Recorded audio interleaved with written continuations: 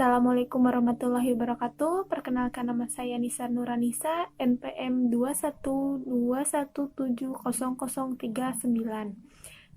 dari kelas B Pendidikan Geografi. Nah, di sini saya akan menjelaskan atau memaparkan tentang pengertian urgensi dan juga ruang lingkup urgensi.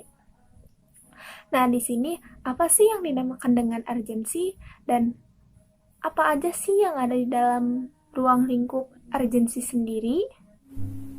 Nah, yang pertama yaitu ada pengertian dari urgensi. Pengertian urgensi yaitu urgensi berasal dari bahasa Inggris, yaitu urgen.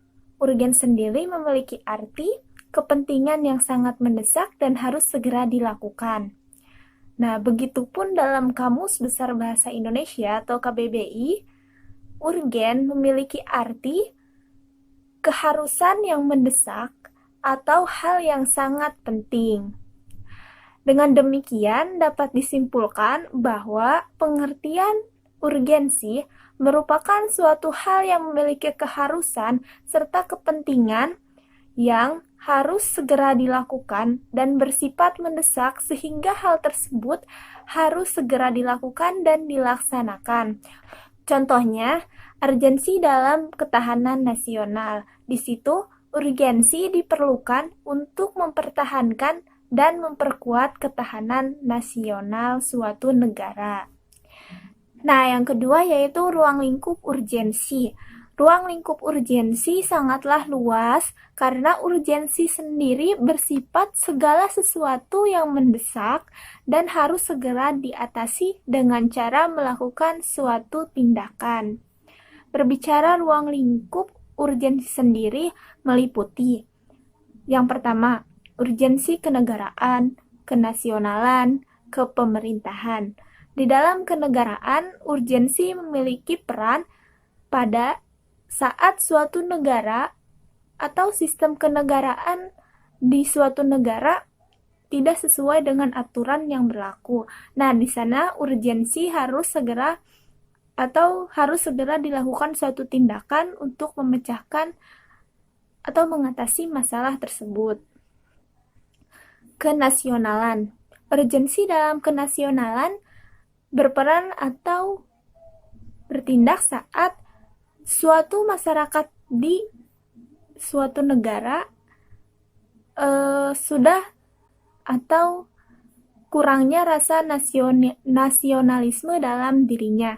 Nah, di situ urgensi harus segera dilakukan karena agar rasa nasionalisme dalam masyarakat tumbuh dan berkembang dan tidak pudar. Kepemerintahan. Urgensi dalam kepemerintahan berperan ketika suatu pemerintahan yang dijalankan tidak sesuai dengan tata cara pemerintahan atau aturan yang berlaku. Kedua, urgensi terhadap suatu agama.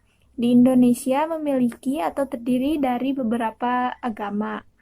Nah, di sini urgensi berperan ketika umat di agama tersebut memiliki perselisihan atau ketidaksesuaian paham dan telah lunturnya rasa toleransi terhadap sesama rakyat atau sesama warga negara. Di sini urgensi berperan untuk mencari atau menengahi perselisihan tersebut dan mengatasinya. Ketiga, urgensi sosial budaya masyarakat. Di sini, urgensi berperan ketika sosial budaya dalam masyarakat sudah mulai menghilang. Urgensi perlu dilakukan dengan suatu tindakan atau pengenalan lagi sosial budaya yang ada di dalam masyarakat. Keempat, urgensi di bidang ekonomi. Urgensi dalam bidang ekonomi berperan ketika tingkat ekonomi di suatu negara semakin menurun atau dalam kondisi tidak baik, urgensi sendiri memiliki peran mengatasi atau mencari suatu tindakan yang perlu dilakukan ketika suatu negara berada pada saat tersebut, sehingga tingkat ekonomi suatu negara bisa kembali stabil seperti semula. Terima kasih. Sekian yang bisa saya sampaikan. Mohon maaf atas kesalahan dan kekurangannya. Wassalamualaikum warahmatullahi wabarakatuh.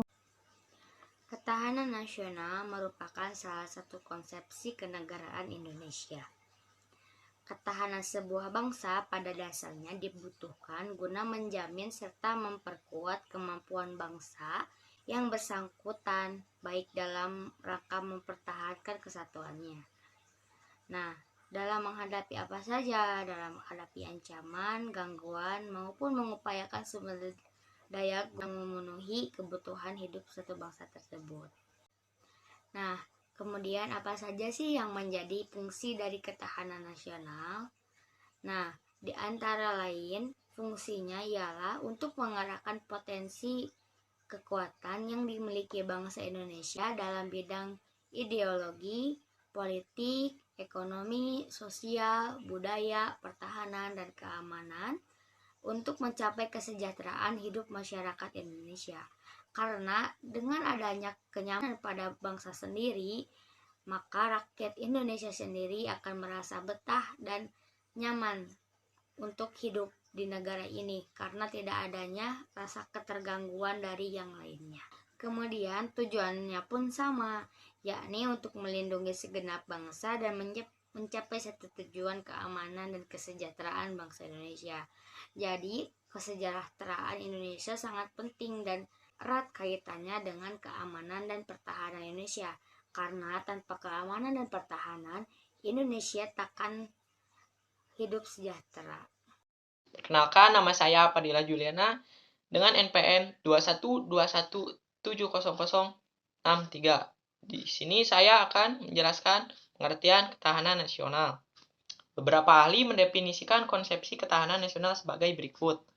Yang pertama, menurut Suradinata, ketahanan nasional adalah ketangguhan serta kemampuan suatu negara mengembangkan kekuatan nasional dalam menghadapi dan mengatasi ancaman, gangguan, hambatan, dan tantangan dari luar maupun dari dalam negeri.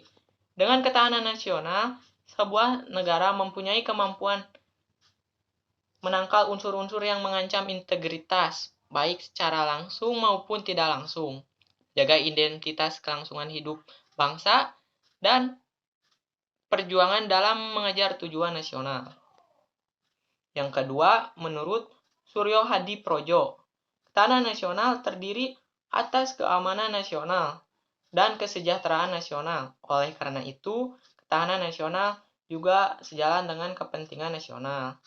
Ketiga, menurut GPHS Suryo Matraman, ketahanan nasional mengandung lebih dari satu pengertian, yaitu ketahanan nasional sebagai konsepsi, ketahanan nasional sebagai kondisi, dan ketahanan nasional sebagai strategi.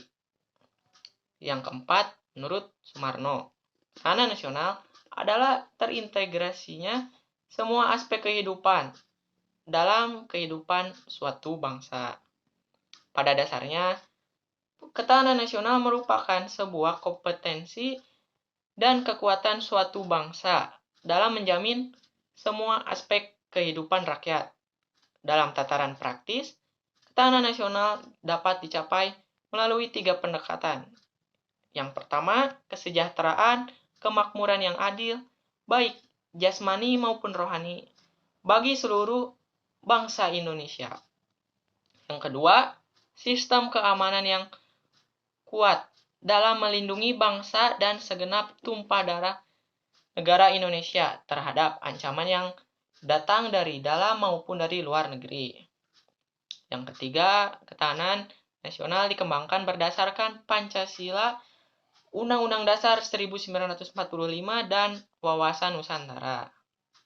Selanjutnya, saya di sini akan menjelaskan pengertian landasan ketahanan nasional. Dalam setiap pokok permasalahan, rata-rata terdapat landasan. Pada ketahanan nasional, ada 3 landasan nasional. Pertama, landasan ideal. Pancasila merupakan dasar, falsafah, dan ideologi negara yang berisi nilai-nilai moral dan etika dalam kehidupan bermasyarakat, berbangsa, dan bernegara. Sebagai nilai moral dan etika kebangsaan, pengamalan Pancasila itu harus diwujudkan dalam pola pikir, pola sikap, dan pola tindak setiap warga negara Indonesia untuk mengabdikan dirinya dalam penyelenggaraan pertahanan negara sesuai dengan kedudukan dan fungsinya masing-masing. Nilai-nilai tersebut meliputi keselarasan, keserasian, keseimbangan, persatuan dan kesatuan, kerakyatan, kekeluargaan, dan kebersamaan. Nilai-nilai Pancasila telah teruji dan diyakini keberadaannya sebagai pemersatu bangsa dalam membangun dan menata kehidupan berbangsa serta bernegara yang baik dan berdaya saing. Yang kedua, landasan konstitusional. Undang-Undang Dasar Negara Republik Indonesia 1945 adalah sumber dari sumber hukum. Undang-Undang Dasar 1945 memberikan landasan serta arah dalam pengembangan sistem penyelenggaraan pertahanan negara. Substansi pertahanan negara yang terangkum dalam pembukaan dan pasal-pasal Undang-Undang Dasar 1945 diantaranya adalah pandangan bangsa Indonesia dalam melihat diri dan lingkungannya, tujuan negara, sistem pertahanan negara, serta keterlibatan warga negara. Undang-Undang Dasar 1945 mereaksikan sikap bangsa Indonesia yang menentang segala bentuk penjajahan. Bangsa Indonesia akan senantiasa berjuang untuk mencegah dan mengatasi usaha-usaha pihak tertentu yang mengarah pada penindasan dan penjajahan. Penjajahan bagi bangsa Indonesia merupakan suatu tindakan keji yang tidak berperi kemanusiaan serta bertentangan dengan nilai-nilai keadilan. Pertahanan negara tidak dapat dipisahkan dari kemerdekaan yang diproklamasikan pada tanggal 17 Agustus 1945.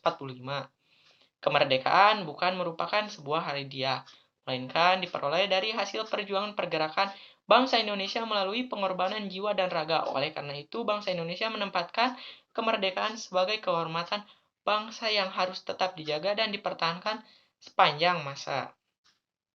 Namun, mewajibkan warga negara dalam upaya pertahanan negara yang harus didukung oleh perangkat perundang-undangan sebagai pelaksanaan dari Undang-Undang Dasar 1945.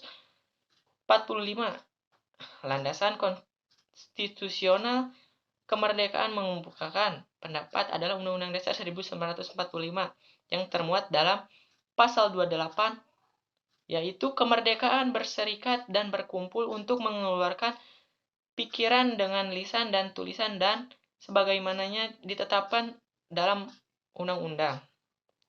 Kedua, pasal 28E ayat 3. Setiap orang berhak atas kebebasan berserikat, berkumpul, dan mengeluarkan pendapat. Selanjutnya, landasan visional.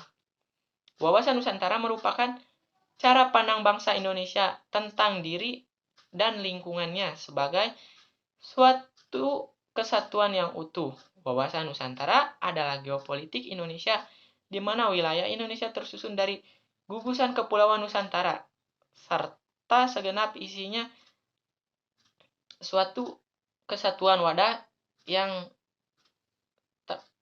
membangun negara dirinya dan bangsa yang berdaya saing tinggi di dalam dinamika lingkungan strategis. Perwujudan Kepulauan Nusantara sebagai satu kesatuan pertahanan yang mengandung arti bahwa setiap ancaman terhadap sebagian wilayah Indonesia pada hakikatnya merupakan ancaman terhadap kedaulatan nasional yang harus dihadapi bersama mengerahkan segenap daya dan kemampuan. Assalamualaikum warahmatullahi wabarakatuh. Perkenalkan, nama saya Muhammad Fahmi dari kelompok 8 dengan NPM 212170069. Nah, di sini saya akan menjelaskan tentang asas ketahanan nasional. Atas ketahanan nasional negara Indonesia yaitu pelaksanaan kehidupan berbangsa dan bernegara dengan menjunjung tinggi nilai-nilai Pancasila. Undang-Undang Dasar 1945, dan Wawasan Nusantara. Asas-asas ketahanan nasional negara Indonesia dijelaskan secara terperinci oleh Lemhanas. Nah, Lemhanas ini menyebutkan bahwa ada beberapa asas-asas ketahanan nasional. Nah, yang pertama ada asas kesejahteraan dan keamanan. Kesejahteraan dan kemakmuran seyogianya dapat berjalan beriringan keduanya. Keduanya merupakan kebutuhan manusia yang paling mendasar. Oleh karena itu, kesejahteraan dan keamanan menjadi tujuan utama dalam sistem tata kelola kehidupan nasional. Tanpa adanya kesejahteraan dan keamanan, sistem tata kelola kehidupan nasional tidak akan dapat berjalan dengan harmonis. Selanjutnya yang nomor 2 itu ada asas komprehensif integral atau menyeluruh terpadu. Nah, sistem tata kelola kehidupan berbangsa dan bernegara meliputi seluruh sendi-sendi kehidupan masyarakat dalam bentuk kristalisasi. Rasa persatuan dan kesatuan yang selaras, serasi, dan berkesinambungan merupakan indikator ketahanan nasional, mencakup mental ketahanan dari berbagai sendi kehidupan berbangsa dan bernegara secara komprehensif.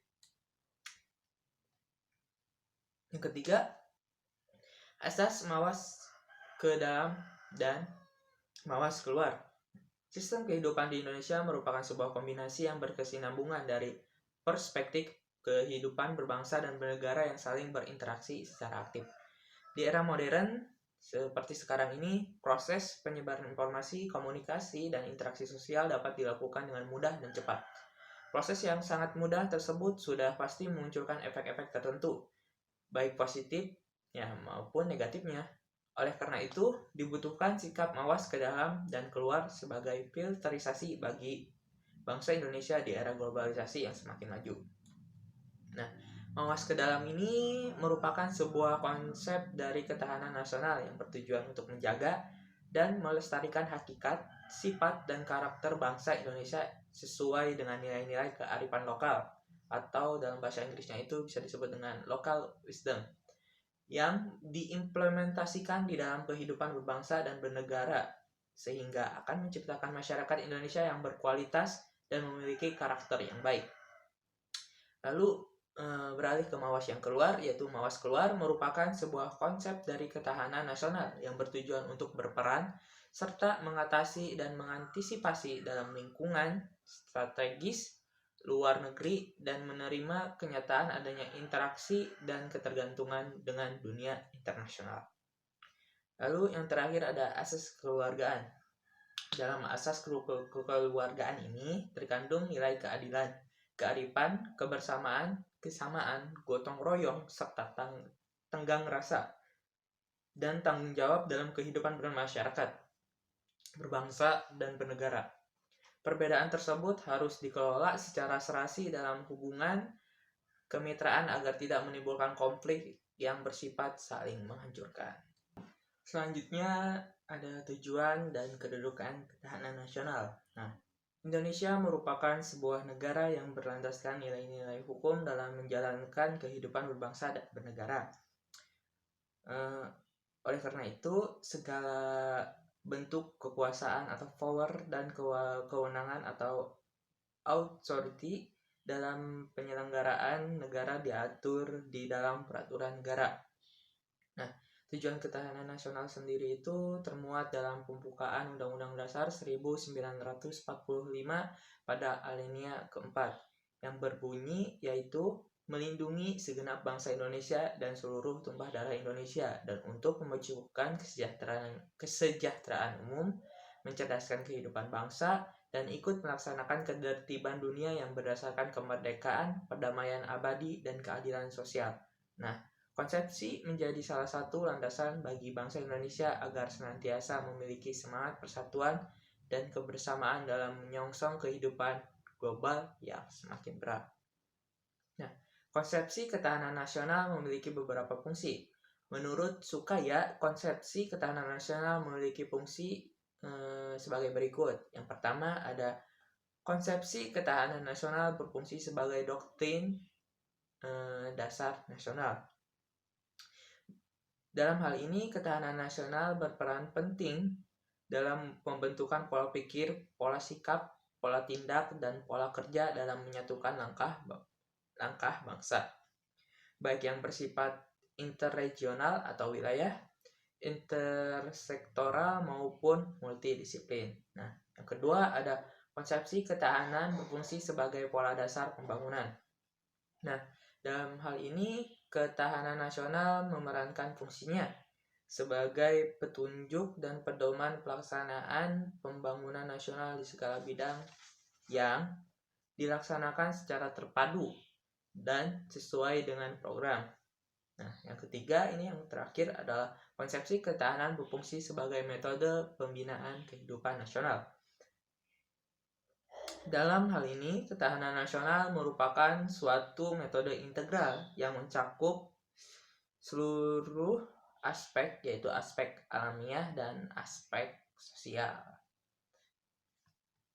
Terima kasih. Assalamualaikum warahmatullahi wabarakatuh.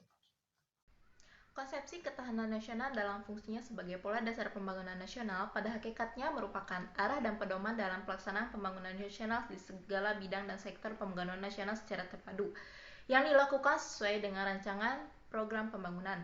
Adapun ciri dan asas ketahanan nasional yang dikembangkan bangsa Indonesia bertumpu pada budaya yang dimiliki oleh bangsa Indonesia, sehingga berbagai ciri ketahanan nasional yang dikembangkan tidak dapat dilepaskan dari tata kehidupan bangsa Indonesia. Yang pertama adalah ciri ketahanan nasional merupakan persyaratan utama bagi bangsa Indonesia yang maju dan mandiri dengan semangat tidak mengenal menyerah, yang akan memberikan dorongan dan rangsangan untuk berbuat dalam mengatasi tantangan, hambatan, dan gangguan yang timbul. Yang kedua, menuju mempertahankan kelangsungan hidup. Bangsa Indonesia yang baru membangun dirinya tidak lepas dari pencapaian tujuan dan yang dicita-citakan. Yang ketiga, ketahanan nasional diwujudkan sebagai kondisi dinamis bangsa Indonesia yang berisi keuletan dan ketangguhan bangsa untuk mengembangkan kekuatan dengan menjadikan ciri mengembangkan ketahanan nasional berdasarkan rasa cinta tanah air serta kepada perjuangan, ulet dalam usaha yang didasarkan pada ketakwaan dan keimanan kepada Tuhan Yang Maha Esa, keuletan dan ketangguhan sesuai dengan perubahan yang dihadapi sebagai akibat dinamika perjuangan, baik dalam pergaulan antar bangsa maupun dalam rangka pembinaan persatuan dan kesatuan bangsa. Ketahanan nasional memiliki sifat-sifat yang terbentuk dari nilai-nilai yang terkandung dalam landasan dan asas-asas. Yang pertama adalah mandiri. Ketahanan nasional percaya pada kemampuan dan kekuatan sendiri serta pada keuletan dan ketangguhan yang mengandung prinsip tidak mudah menyerah dengan tumpuan pada identitas, integritas, dan kepribadian bangsa. Kemandirian ini merupakan persyaratan untuk menjalin kerjasama yang saling menguntungkan dalam perkembangan global. Yang kedua adalah dinamis. Ketahanan nasional tidaklah tetap, ia dapat meningkat ataupun menurun tergantung pada situasi dan kondisi bangsa, negara, serta lingkungan strategisnya. Hal ini sesuai dengan hakikat bahwa segala sesuatu di dunia ini senantiasa berubah dan perubahan itu senantiasa berubah pula. Karena itu, upaya peningkatan ketahanan nasional harus senantiasa diorientasikan ke masa depan dan dinamikanya diarahkan untuk pencapaian kondisi kehidupan nasional yang lebih baik.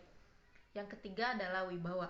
Keberhasilan pembinaan ketahanan nasional Indonesia secara berlanjut dan berkeseimbangan akan meningkat kemampuan dan kekuatan bangsa.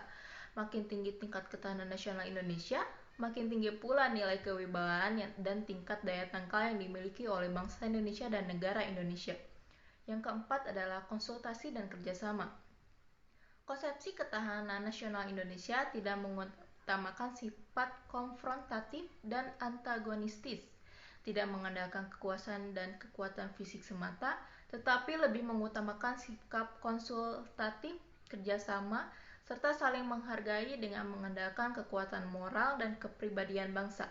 Sifat-sifat ketahanan nasional diantaranya menunggal, mawas ke dalam, berkewibawaan, berubah menurut waktu, tidak membenarkan sikap, adu kekuasaan dan adu kekuatan, percaya pada diri sendiri, tidak tergantung kepada pihak lain. Kemudian materi selanjutnya mengenai demokrasi ketahanan nasional. Demokrasi merupakan faktor penting untuk ketahanan nasional, di mana sistem demokrasi sudah meliputi berbagai aspek dalam kehidupan masyarakat, di mana masyarakat bisa menyalurkan aspirasinya kepada pemerintah. Di Indonesia juga sudah memilih demokrasi sebagai penunjang utama ketahanan nasional. Bisa dicontohkan dengan ancaman disintegrasi yang terjadi di Aceh, yaitu pemisahan Aceh yang bisa terselesaikan dengan demokrasi. Kemudian peranan demokrasi pada ketahanan nasional di Indonesia akan menuju perubahan yang lebih baik pada bangsa Indonesia sendiri jika sistem yang diterapkan dilaksanakan dengan sebaik-baiknya. Sistem tersebut meliputi yang pertama, kedaulatan rakyat, yang kedua, pemerintahnya berdasarkan persetujuan yang diperintah, kemudian ada kekuasaan mayoritas, kemudian diakuinya hak-hak minoritas, kemudian jaminan terhadap hak asasi manusia, kemudian pemilihan yang bebas dan jujur, kemudian ada persamaan di mata hukum, ada perbatasan pemerintahan secara konstitusional, kemudian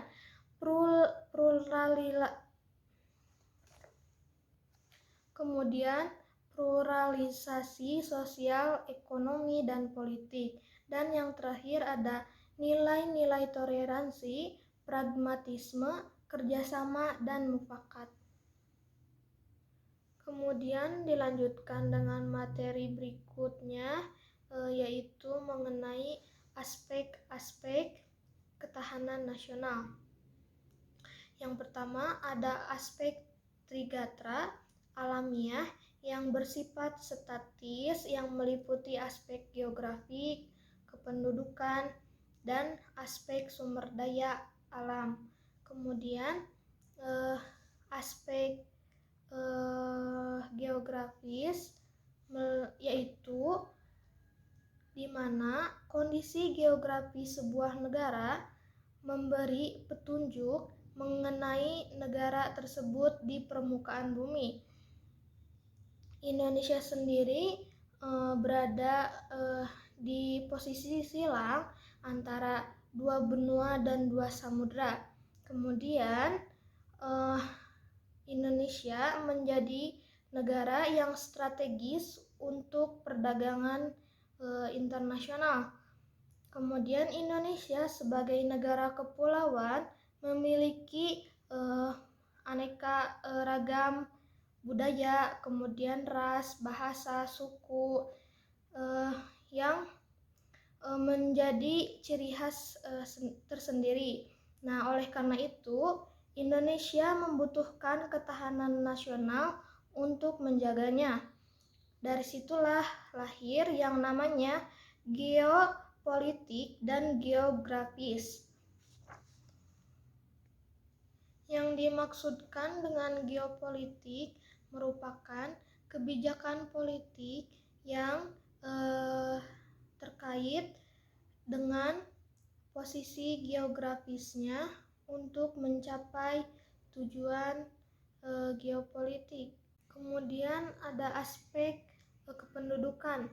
Indonesia memiliki jumlah penduduk yang cukup besar, tetapi jika hal tersebut tidak diimbangi dengan kualitas yang baik, bukan tidak mungkin hal tersebut justru akan mengganggu ketahanan nasional.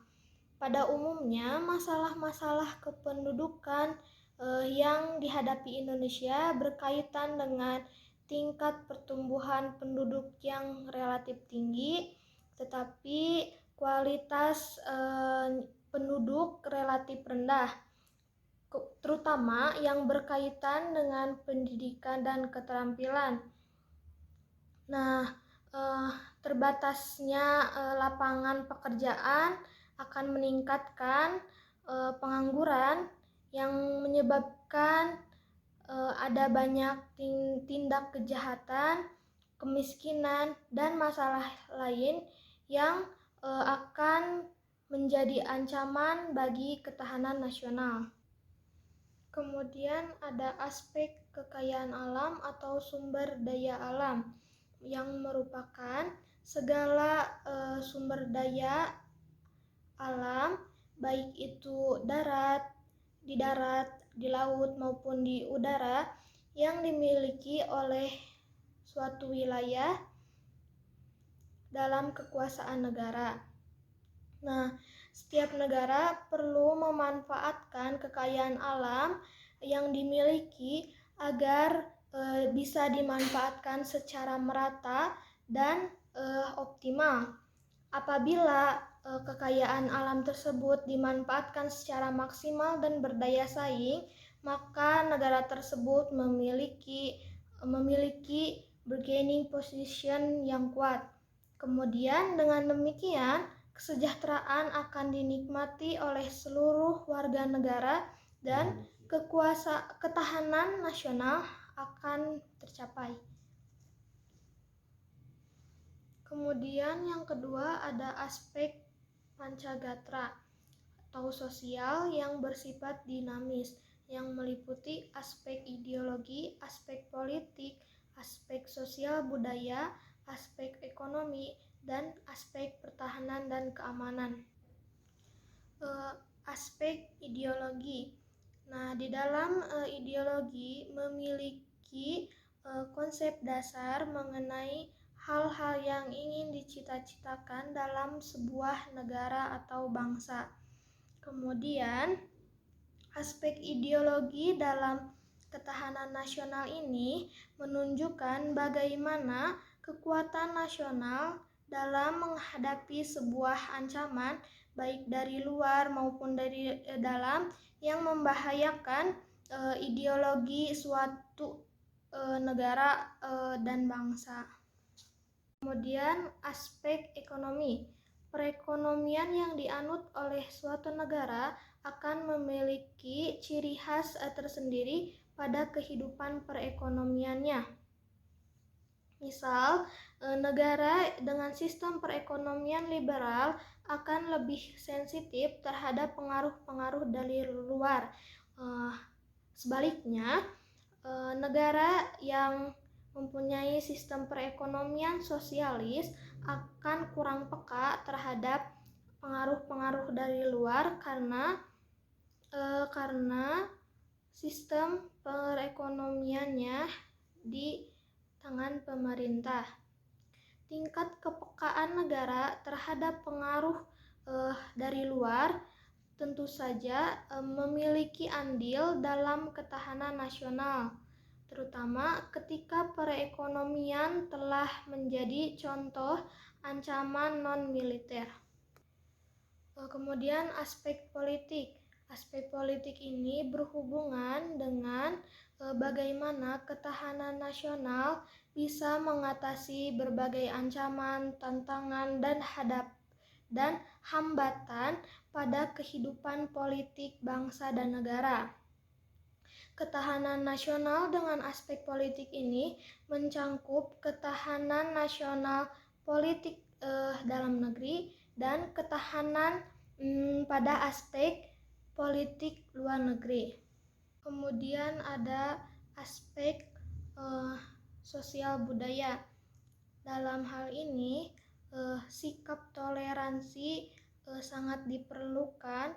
Mengenal Indonesia memiliki berbagai macam corak budaya, memiliki sifat yang berbeda dalam tradisinya, kemudian mempunyai corak tersendiri, sehingga perlu adanya sikap yang tepat agar tidak menjadi ancaman dan hambatan terhadap ketahanan nasional. Dan yang terakhir ada aspek pertahanan dan keamanan. Aspek pertahanan dan keamanan ini berkaitan dengan bagaimana ketahanan nasional bisa menghadapi dan mengatasi segala hambatan dan ancaman yang terjadi dari dalam maupun dari luar, kemudian baik secara langsung maupun tidak langsung, kemudian berbahaya bagi identitas, integritas, dan kelangsungan hidup bangsa dan negara. Assalamualaikum warahmatullahi wabarakatuh. Perkenalkan, nama saya Siti Nurmawati dari kelas B dengan NPM 2121700046. Di sini saya akan sedikit memaparkan tentang pengertian bela negara, peran penting bela negara, serta hak dan kewajiban bela negara. Nah, untuk pembahasan yang pertama yaitu tentang pengertian bela negara. Sebenarnya apa sih itu bela negara? Bela negara adalah sebuah konsep yang disusun oleh perangkat, perundangan, dan petinggi suatu negara tentang patriotisme seseorang, suatu kelompok, atau seluruh komponen dari suatu negara dalam kepentingan mempertahankan eksistensi negara tersebut. Konsep bela negara tersebut diatur dalam Undang-Undang Nomor 3 Tahun 2002 Pasal 9 Ayat 1 tentang pertahanan negara yang menyebutkan bahwa setiap warga negara berhak dan wajib ikut serta dalam upaya bela negara yang diwujudkan dalam penyelenggaraan pertahanan negara.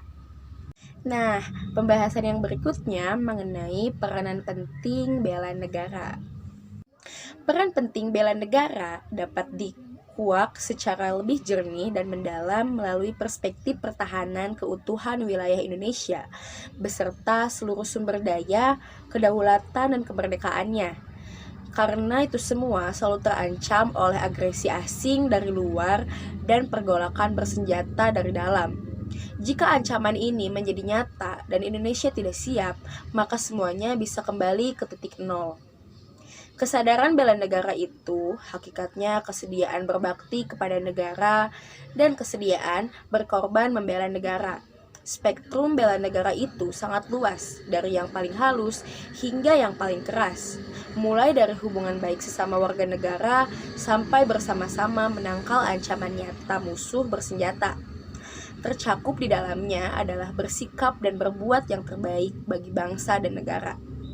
Lalu, ada beberapa peran sederhana yang dapat kita lakukan dalam upaya bela negara, yaitu yang pertama, cinta tanah air.